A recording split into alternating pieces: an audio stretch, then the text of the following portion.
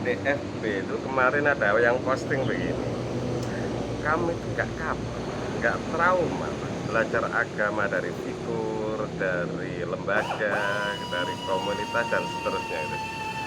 Buat saya ini aneh ya, karena begini ya, kalau Anda nggak belajar agama dari semua itu, lalu Anda itu mengambil agama dari mana? Dari wangsit awalnya. Yang kedua, ya, kalau Anda mengatakan ya ngambil agama itu dari Al-Quran dan hadis misalnya kayak gitu. Gua kira selain kamu gitu ya, selain kelompokmu, yang lain itu nggak berbicara dari Al-Quran dan hadis. Mereka berbicara dari Al-Quran dan hadis. Dan yang terakhir ini, andekan ya, dia itu ahli bahasa Arab, artinya lahir di Arab dan mengetahui tentang itu saja. Cara berpikir dia, cara dia menafsir teks agama itu sangat dipengaruhi oleh di mana dia tinggal, komunitas yang diikuti dia siapa, dulu dia belajar agama artinya di mana. Itu pasti nggak mungkin enggak bohong besar kalau ada orang itu yang mengaku ya langsung ngambil Al-Quran dari hadis tanpa pengaruh siapa, goblok benar. Nggak mungkin pura-pura. Buat saya belajar ngaji kemana-mana itu kok justru memperkaya. Saya dulu tuh pernah ikut kajian salafi cukup lama, ikut ngaji di Muhammad ya cukup sering, ikut kajian toriko yang nyel itu ya cukup lama, dan saya kira itu memperkaya, semua itu memperkaya.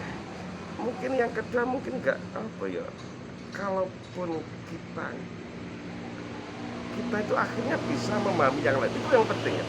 Mungkin kita nggak sependapat dengan yang lain, tapi kalau kita pernah mengkaji pada mereka, kita itu dapat memahami, oh mereka itu alasannya ini toh, oh itu karena begini toh, kita itu paham. Dan jadi ngaji kemana-mana itu justru baik.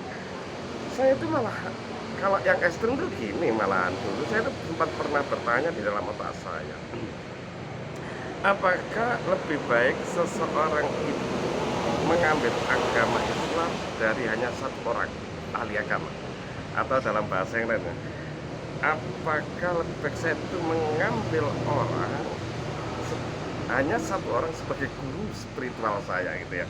Itu ekstrim malahan.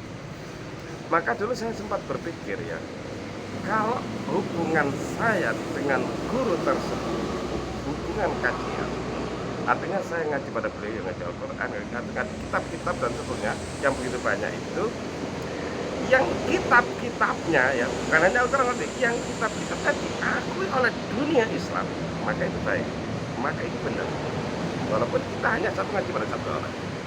Tapi kalau ngaji kita pada seseorang itu ngaji apa ya, ngaji rasul. Ada yang mengatakan ngaji rasul, yang omong-omongan problem kehidupan terus baru dihubungkan ke agama tanpa lebih baik kok enggak ya, karena hanya rawan apa ya, rawan paham, rawan lah mungkin lebih baik enggak, kalau ngajinya kayak itu. Cuman kalau ngajinya memang ngaji yang ngaji kita ada hubungan, ngaji kitab yang kitabnya diakui oleh dunia Islam, saya kira nggak masalah.